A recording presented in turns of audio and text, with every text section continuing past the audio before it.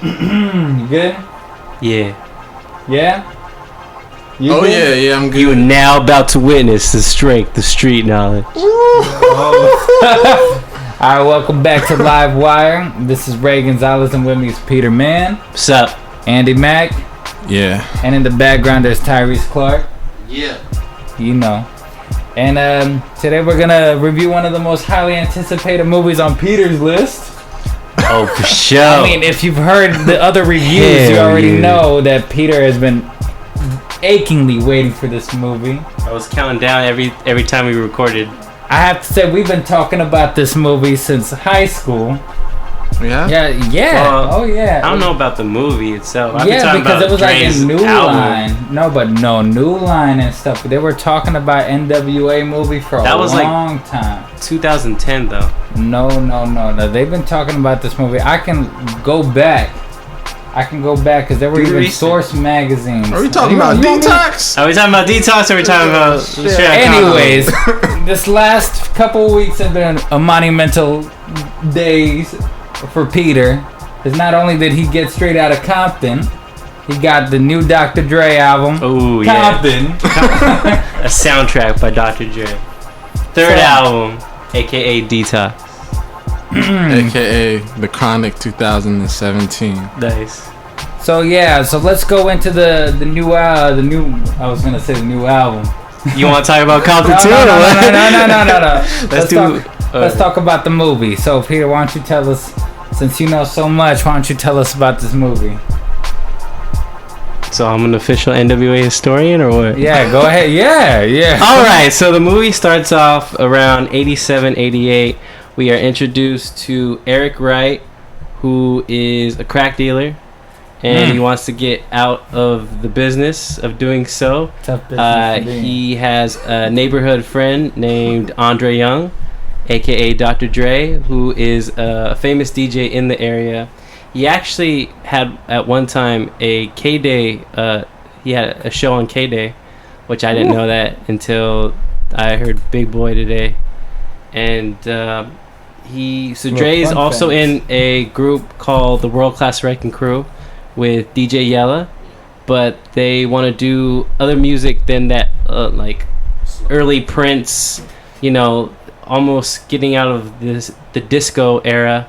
And they want to do something called reality rap, as they refer to it in the movie. What you talking about? I get paid? $50. So that makes you rich? It's a start? Damn, why you riding me so hard? I'm not riding you, baby. I'm trying to make you understand. And you know how I run my house. Now you're going to have to go to school or you're going to have to go to work. Now, I don't even care if you are a janitor. I don't care what the hell you do. As long as I own the company, I know. But you don't own the company. Lonzo does. Okay. You think we're done here? Yeah, I mean, You got something to say to me? You don't care what I'm fighting for, okay? I already know what I want to do with my life. And it definitely ain't sitting in some cubicle taking orders on... Now, I worked my ass off to get us here, and I refuse to let you throw it all away.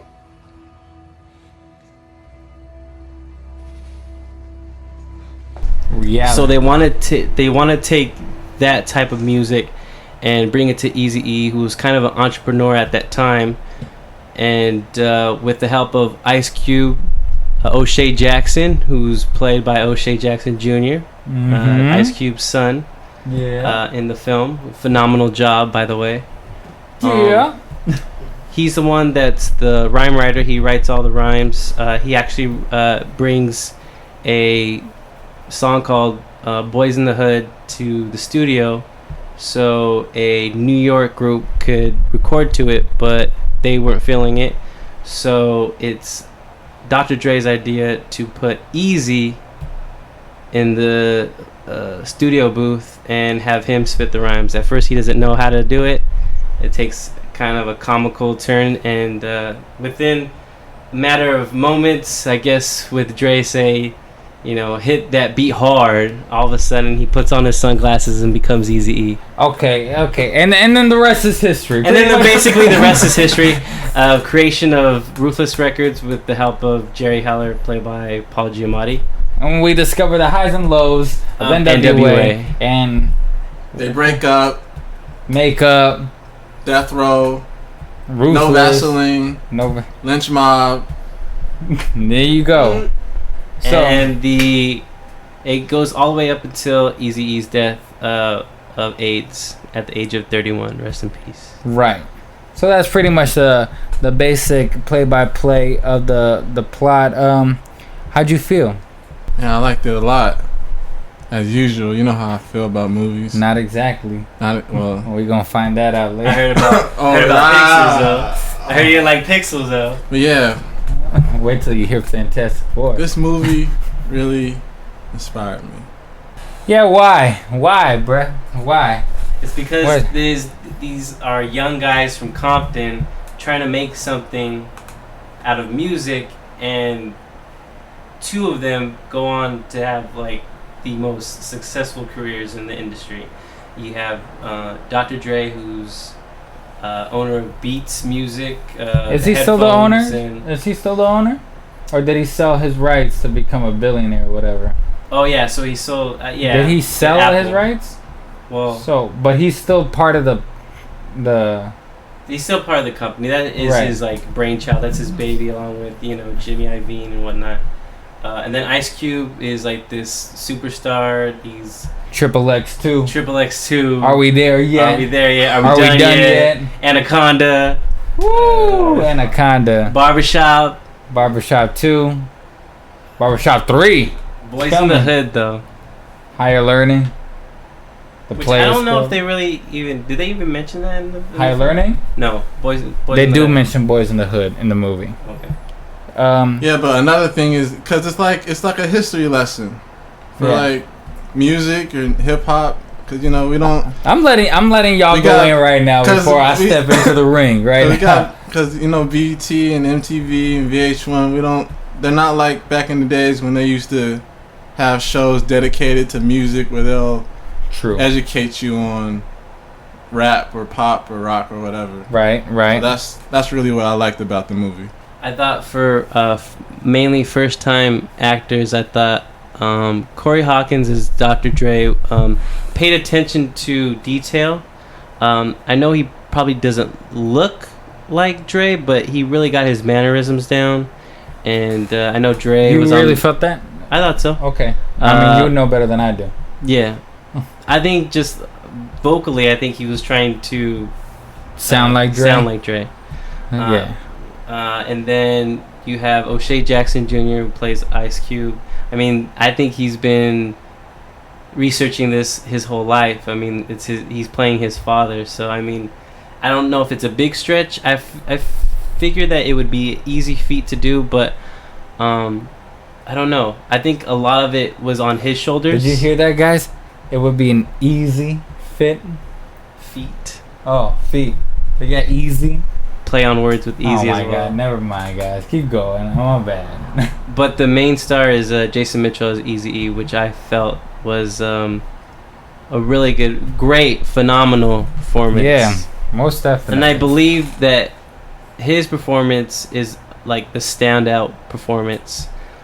And In the film. I just think that from the opening of the scene, he just sets the world of Eric Wright, going from one venture, which could have killed him, but then he goes into the music business and he becomes a rapper, and becomes a renowned rapper, but with the help of Ice Cube and Dr. Dre. So I really thought it was a nice tale of brotherhood. I thought that all the actors did their part to portray these historical musical figures in hip hop to their best. And for the most part, I think it just, based off performances, this film is stellar, bar none. Absolutely, I agree with you on that. And Paul Giamatti as Jerry Heller didn't necessarily demonize the character, kind of humanized the character, and you really felt, and I always believed that he was really looking out for Eric. Not so much the whole crew itself. I think, as they progressed, I think he just understood. I think the he saw the star. Savvy I think he saw the star in Easy, and he just felt like he was going to propel the group. and with so many egos, with Ice Cube first leaving, because of contractual, the mismanaging and whatnot. Yeah. And then the eventual exit of Dr. Dre. I just think there was too much egos in the group that led to the group's demise. So sit tight and let us do our job. Hey, officer, I'm sorry. What is going on out? Can you stay right there, please? We're trying to check these bangers, make sure they're clean. All right, I'm sorry. These are not bangers, okay? These are artists. Excuse me, artists? Yeah, Seriously? yeah, What kind of artists? rappers, and they're working with me in the studio right now. Well, see, rap is not an art. And I'm sorry, who are you? I'm the manager. Well, you're wasting your time, Mr. Manager. You gotta 'cause be kidding me. You're wasting your time. Really? These clients of yours, these Yeah, rappers, yeah. they look like gang members. You can't come down here and arrest people just because of what they look like. Are you crazy? But that's police harassment. You said you're a manager, right? Yeah. Not a lawyer. Does that matter? You cannot come down here and harass these guys because they're and I black. thought they portrayed that well. Okay, like, because there's a lot of things here that play on the facts, with the movie, like certain introductions of people, certain moments that happen to be quite the coincidences. We were talking a lot about these. Let me just go in. Say, for example, how they got these little moments, like how they got the name for Ruthless Records. You see in the beginning of the movie, somebody goes up to Easy and goes, "Why you gotta be so ruthless, man?"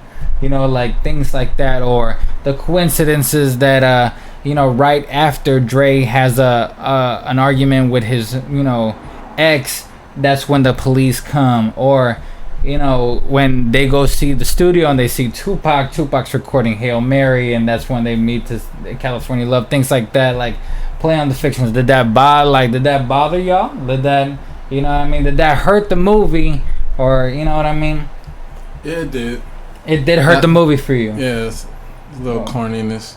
Yeah, you can't help the corniness, and in those, it's almost like it's just impossible to like. You want to fit in as much information as you can for the fans, but you can't do that without it coming off corny, it seems. I think the first half was really the emphasis of the start of the group.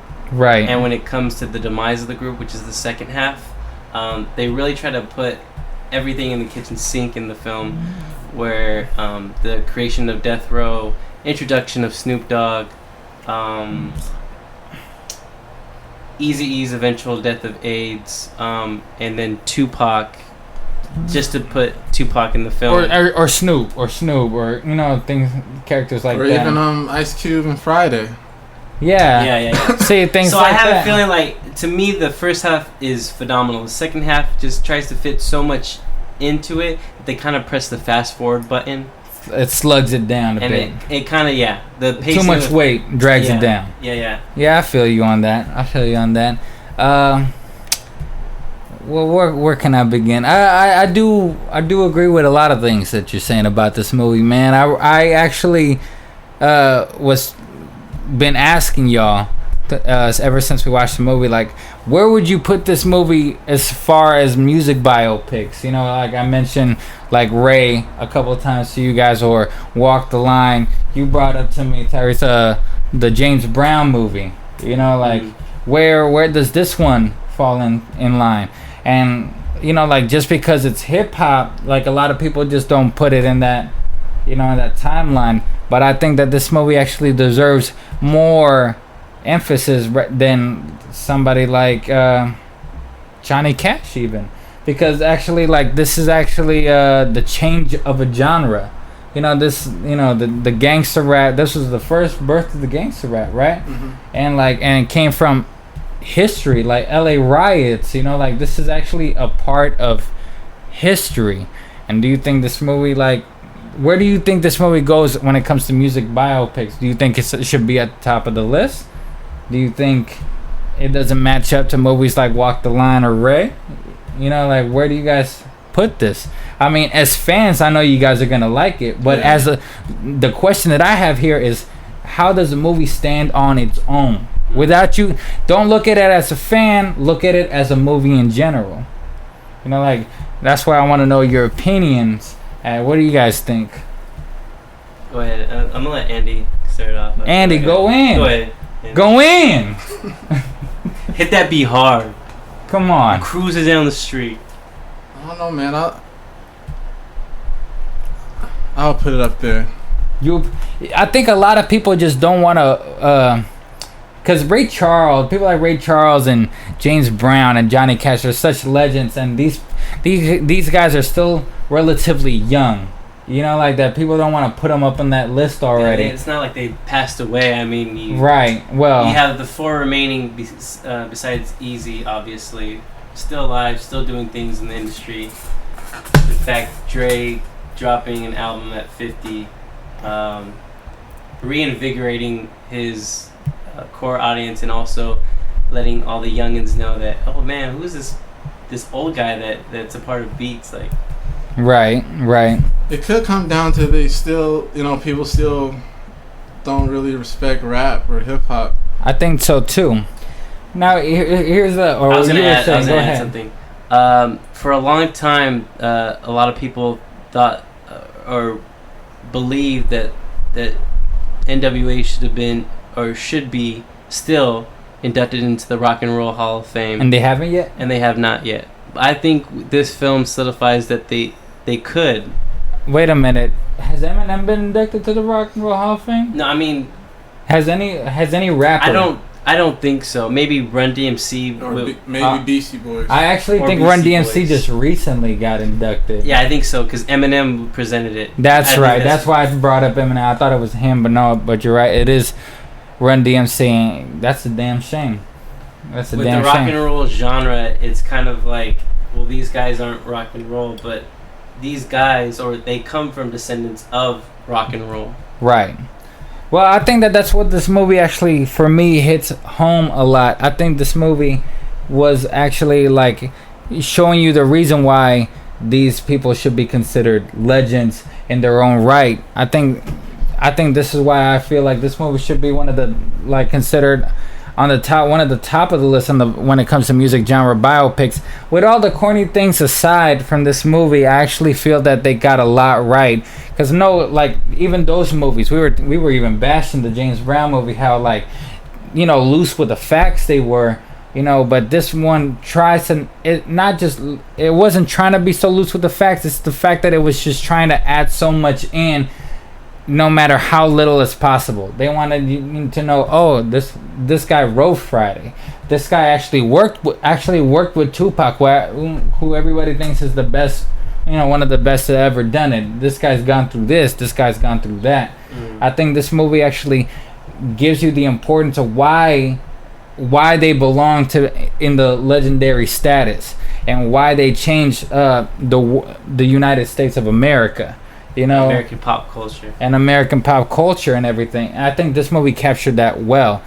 Another thing that I thought they captured well was the casting. Like you said, I thought it was spot on. I thought it was great casting from Eazy-E. I thought it was great casting from the small guys like Giella and MC Ren, Neil Brown Jr. and Aldous Hodge as MC Ren. And while Dre, Eazy, and Cube are the main stars, and you know why they're the main stars, because they're the most charismatic, they're the more creative ones. Dre was just more creative than Yella. Cube was just more creative than Ren. People always debated whether Ren and Cube, which one was better. You think that it was Ren, right? I think Ren is underrated. Right. And if you listen to the second album, it's a lot harsher. I believe Straight Outta Compton is a political album, and the second album is more misogynistic, violence laden. But the production is just one of Dre's best production. If you want to hear Dr. Dre's best production, you listen to the NWA's second album. And it's called Niggas for Life. Oof. Hey man, they wrote the title, you know what I mean? But no, I think another thing that they did great was like you said, the humanizing of these characters. Because now when it comes to the second half, they do kind of make Dre and Cube like they never did anything wrong. You know, like that. They kind of glorify that they were just making the best choices for themselves, and it almost seemed like they never made any bad choices, which was definitely not the case. Or like if any bad choices were made, it wasn't because of them. That to me was a little on the and it's because obviously they're the producers of the they're film. Involved. Dre doesn't want his sordid affairs as far as beating of women. Miss Chalet. That's her. Miss Chalet. That's what we were Miss Chalet is mentioned in the film, but she is totally cut out of the film, even though she was around those guys. You told me that she has Dre's a kid by Dre and a kid by Suge. And a kid by Suge Knight. Right. Oof. And would not want to be her. But you can understand what the beef was. Now this movie, I've been thinking about this movie ever since we saw it, which was like it's almost been a week now. And I was telling y'all like why, and it's not so much. I was very intrigued by Dre's story. Not that much. I thought his was out of the 3 storylines kind of like the weakest. Ice Cube's was very interesting, but to me was Eazy's that actually kept me the most captivated out of the 3 because like I was saying earlier, we were having conversations about this movie. He was the one with the most conflict all the way from the beginning of the movie. He always had, you know, Dre's conflict was that he wasn't reaching his dreams and his mom was stressing him. You know, like Cube is that he was stuck between a rock and a hard place because of the place he lives. But like Eazy was the rock, like stuck in the hard place. You know, like he was stuck in that lifestyle. He was living the lifestyle that everybody else was watching. You know, and you felt the inner turmoil that he was when he was talking to Dre, like, man, this is getting played out. Like he could tell that his days are numbered. You know, and I think that what was his name? The kid that played Eazy-E?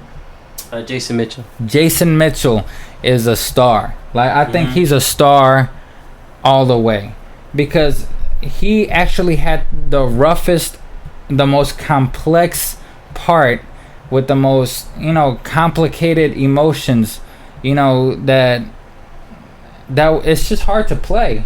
You know, and not to downplay like say O'Shea Jackson Jr. is, you know, playing his dad, because a lot of people go, okay, well, you know, that's his dad, so he better know. But no, it's not as easy as it seems to play somebody's father. Right. You know, you can't do it. I don't think I can do it. Right? Like, I can't play my father. You know what I mean? Like, I can't pretend to be my father. These days, the people say I sound like my father, so. Oh, yeah? I might be able to. You might have to study, but yeah, you might. You know? But it's not, and he played Ice Cube to perfection. You know, that's sometimes you forget that that's not Ice Cube. Yeah, that's what I felt like that. Like sometimes, like the interview that he was with the reporter. Yeah, exactly. That scene. That was just like another standout scene is. You're right. Yeah. Another standout scene was the showdown between Brian Turner, the head guy at Priority, about Cube not getting paid what he was owed, and smashing all the coroner's office, the vinyls, and you literally forget that it's that really happened too. I like that they covered that. But you literally forget that it's Cube, or that it's not Cube playing him. Like you said, the guy that plays Dr. Dre, he doesn't look like Dre, but he really does his best to, like, you know, capture Dre. Now, Eazy, the guy that Jason Mitchell, right? He doesn't necessarily exactly look like Eazy-E, like down pat, but he certainly captured the spirit. The sunglasses, he's he's eerie resemblance. Jerry curls on and the Jerry curl, the activator, and but he even actually dons like a easy voice, you know, like I was just so captivated by his character. Like I thought, and his relationship with Jerry Heller, I thought was so captivating. You know, we were talking about a lot of scenes that I find very, very, very captivating were the scenes when say for example, Dre is talking to Easy about leaving because Jerry is extorting money, and you see, and he starts talking about loyalty, you know, and you really understand the fact that like he is living in the lifestyle of the streets still, you know, like, and this guy gave you everything from nothing, and you know, like, and it's that ride or die mentality, and you see that he understands where Dre's coming from. You know, like, that he understands what Dre's talking about. Like, he might be extorting money, but look at where he put me at. And, you know, and I'm getting taken care of. I'm getting fed. Like, so what am I, you know, what do you really expect me to do? Like, I can't. He's not going to bite the hand that feeds him. Right. You know, like, they're partners, but it turned into, like, kind of a father-son, you know. And I don't know exactly how factual that was. But I, you know, as far as the movie goes, I believed it and I connected with it. Yeah. You know, like, another scene that I really loved was right after he was attacked by Suge Knight. You know, and he goes to Jerry Heller's house and he's talking about, like, I'm going to have to kill him. Mm-hmm. You know, I'm going to have to kill him. And then, like, Jerry kept on saying no. And, it, like, and he was explaining, man, you just don't understand. This is the code of the streets. If I don't retaliate, I'm not going to be looked like the same person. You know, I'm not going to be thought of the gangster that everybody thinks that I am. So, like, and you really feel that from his performance. That, like, every time he's always in a very slippery slope. He tries to build, you know, like, hide it with the charisma, but his emotions, like, and his passion's always in a slippery slope. And I thought it was captivating. And the reason why I say that, why I was mentioning those biopics, is because I think that he and Paul Giamatti should get nominated for an Oscar. I don't know about winning, because the year ain't over and we don't know who else is coming out. I see Johnny Depp really trying, you know, but it could be Leo's turn. And it could be Leo too, you know, but I definitely think, like to see, I agree with you, I would like to see at least a nomination. Right. I think it's well deserved. If those movies, you know, could get it, I'm going to have to call racism if he doesn't. Like, no, for real. I'm going to have to call racism if he doesn't. Like, not racism. Get ready. I think Andy makes a good point. I don't think that the Academy would acknowledge a hip hop biopic. Oh yeah, but they'll acknowledge giving us. They'll acknowledge, right? I bet you know what? Best song. Watch, like, maybe it's not racism. It's like, it's classism, because it's almost like every other genre. Like, hip hop is not it's low class compared to everything. Now, bet you, and we've talked about this. Like, maybe he won't get nominated. But I feel like Fast and the Furious is going to get nominated for Best Original Song. Wiz Khalifa, he's going to perform it. They're going to put Paul Walker pictures all over the screen. And then they're going to give him the Oscar. Like, they might not even have Wiz Khalifa perform it. They'll have, like, somebody else. Somebody classic. Who's the dude singing it? Charlie Puth or whatever. Yeah. No, but who'll rap it? They'll get, like, Terrence Howard to rap. You know what I mean? Like, oh, he knows what to do. We saw him on Empire. He was pretty good. You're right. But no, like, if they don't nominate him, I'm gonna have to call out classism on that and just call it a day, because, like, you'll give it to Ray Charles, you'll give it to, you know, Joaquin Phoenix, who looked nothing like Johnny Cash, you know, like, and this is, to me, by far one of the finest performances of the year.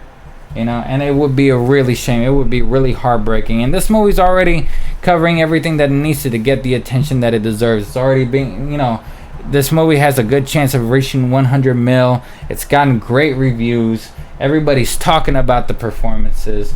You know, like you said, Eazy's a revelation. Paul Giamatti is Jerry Heller. You know, like, that could have been an easily Wheezy, you know, like a Weasel type performance. Scheming. You know, we've seen Giamatti do this 100 times over, but he makes it completely humanizing, like Jerry Heller. For all the Jerry Heller fans, there wouldn't have been NWA, there wouldn't have been an Eazy-E without Jerry Heller. So right, and give it up to the man. And like, compared to other biopics, this one starts like full throttle and goes for broke. And the first frame is just like, and the opening scene is worth Mission Price alone. And I think that Yeah, Andy's shaking his head right now because he missed the opening scene. He missed that opening. The first thing I came to is Cube on the Best. Oh man, you missed Dre getting kicked out of his house.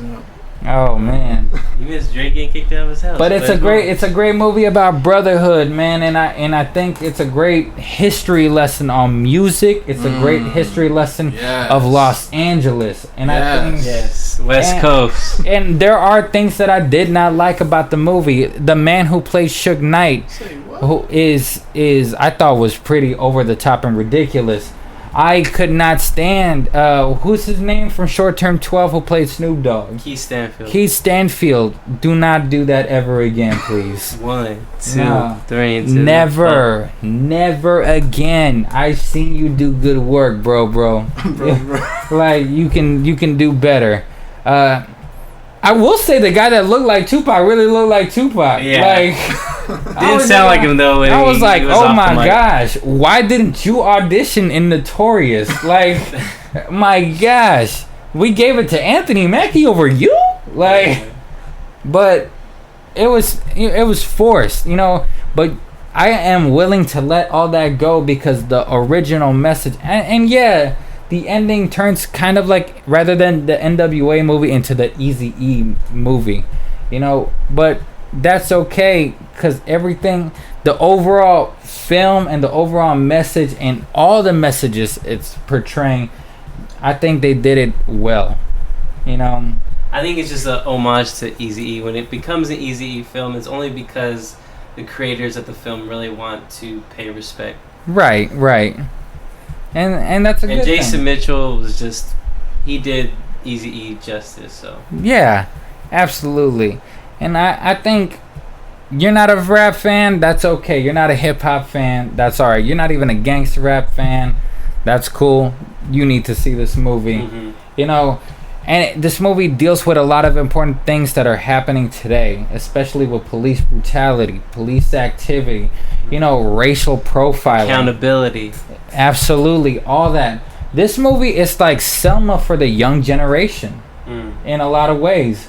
It's like a mix between a genre biopic and you know, like a movie about political awareness, you know, and I think it's a very important film, you know, and if it took a hip hop movie, then all the more better for it. I'm all the more happier for it, you know. Anything you want to say? I'm glad you said that. Yeah, he's really happy. He was waiting. I think y'all were. This is coming from a Dr. Dre hater. I was never a hater. I was just a realist. I was just a realist. Okay, I was just a realist. All right. You can't. But y'all were just waiting for me to hate on this. I think y'all were like literally like thinking, oh my god, he's gonna hate this movie. To the rating. He's gonna. What would I give it? Yeah, I'll start with you. No, I'll wait for you guys. Go ahead. Andy, go ahead. Yeah. Me? For all its flaws, because, and I've always mentioned this on every podcast, no movie's perfect, no, but the ambition is strong. This is obviously F. Gary Gray's movie, and we talked about why, because at first I was like, wow, F. Gary Gray, fuck me, we're screwed, you know.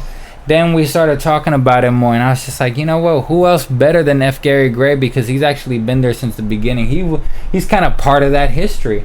So this is something that hits him personally. He directed the Ice Cube videos. He directed Ice Cube and Friday. You know, like Dre and Set It Off. Thank you. You know, like he knows these guys personally. You know. Set It Off. Yeah, he directed Set It Off, and Dre made a little appearance.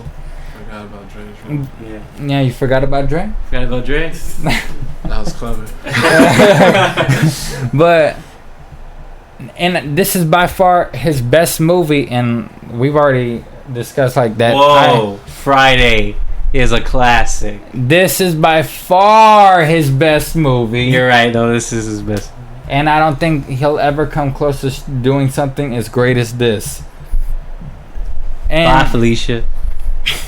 My God. I just had to say. Immaculate casting. You know. Immaculate. just great characters, great portrayal. It's a lot of fun. It leaves you thinking. I think it's one of the best movies of the year, like hands down. I think my favorite movies of the year have to be between this one, Ex Machina, and Mad Max. I'm gonna give this a 4.5 out of 5. Nice.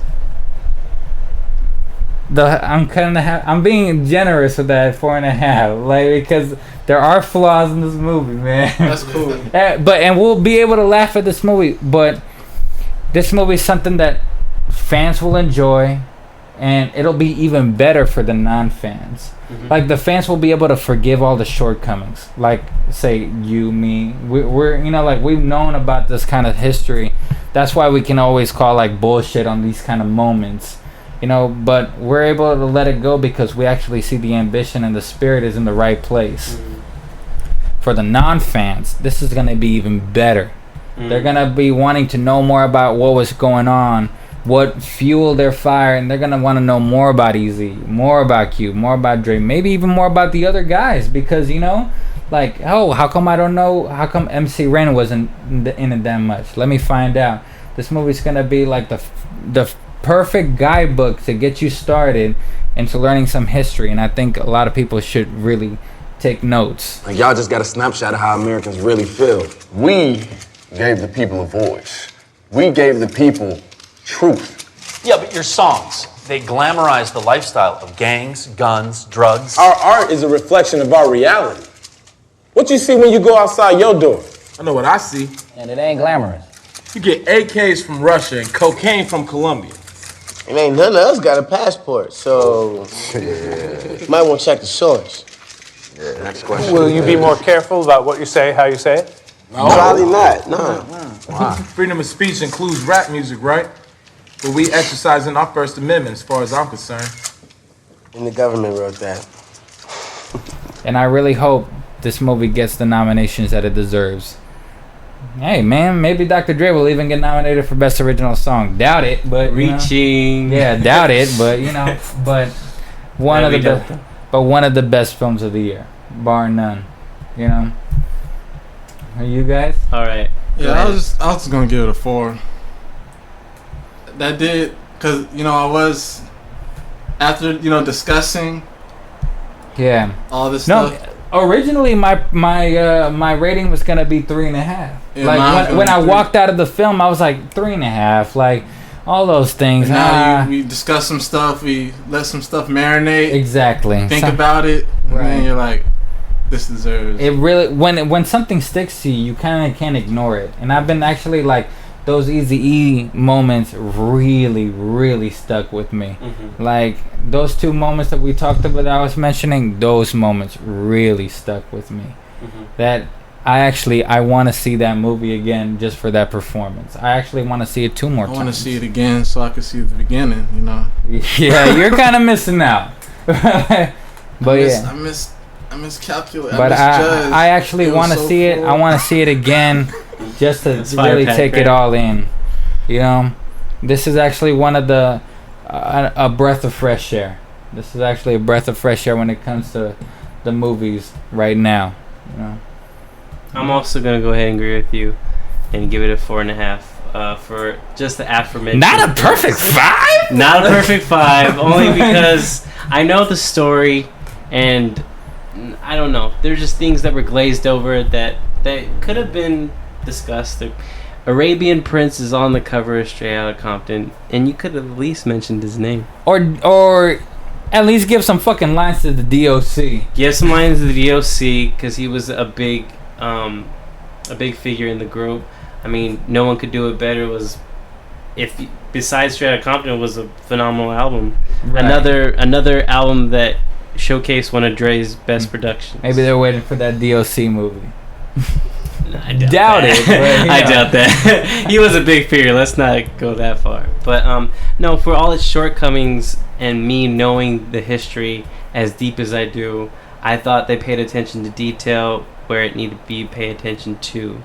And so for that, I respect the filmmakers, the producers, the studio, and their vision for bringing out one of the most important tales for hip-hop music in general, and it's everything that I thought it was going to be. And modern Los Angeles. From the late 80s to mid 90s. It encompasses so much that you can't dismiss. You can't dismiss it. Really? In fact, I'm gonna change it. I'm gonna go ahead and give it a perfect 5. I knew it. That's just he was fighting it. I'm a fan. He was Dre, Cube, Yella, Easy, rest in peace. Prince, Arabian Prince. Right. Thank you. So yeah, that's about it. That's gonna do it, man. That was a good one. If you need to contact us, you can follow me on Twitter again. It's RayMK, RayReimk. Peter, how can they follow you? At PDMK. You want to spell that for us? That's PETEYMK. There you go. Andy, how can they follow you? Twitter at Andy Mack, Andy MACKK. Pal. Hopefully we'll get a Snoop Dogg and a Tupac. I hear they're making a Tupac one too right now. Yeah, Tupac's next. John Singleton's making that. John Singleton? I think so. But I have to say, hit up that dude that played Pac. Like, you don't need to go looking for this motherfucker anymore. Like, he's in that scene. We found him. Right. Was he the dude for the hologram? No.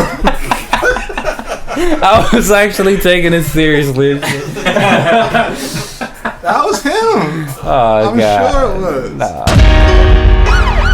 You guys supposed to be somewhere? These are artists. Rap is not an art. You cannot come down here and harass my clients because of what they look like. I promise you, things gonna be different from here on out. Listen, to be honest with you, I don't know anything about hip-hop, but I know that you're special. You want to be involved with this gangster life? Here we go. Speak a little truth and people lose their mind. This isn't the Crips and Bloods. This is a threat from the federal government. They're trying to tell us what we can't play. This man W up. Yo, Dre. What up? I got something to say. We can keep going, man. We can take over the goddamn world. A little gust of wind and I'm dead.